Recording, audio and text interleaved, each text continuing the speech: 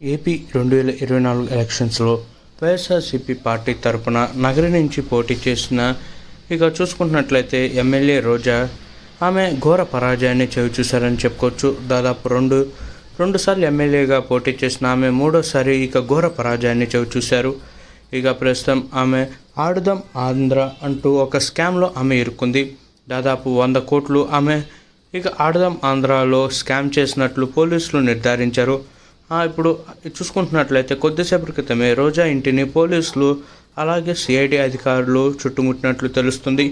ఆమెను పోలీసులు అరెస్ట్ చేసే సూచనలు కూడా ఉన్నాయట.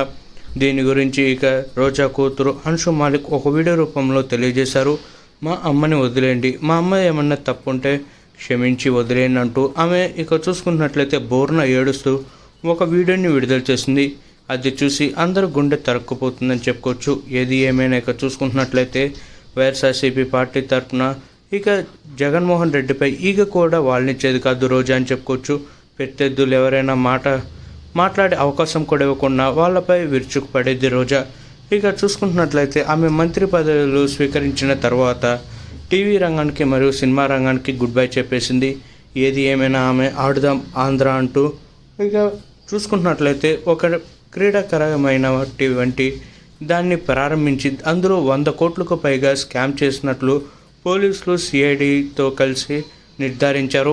త్వరలోనే ఈమెని అరెస్ట్ చేసే సూచనలు కూడా ఉన్నాయట.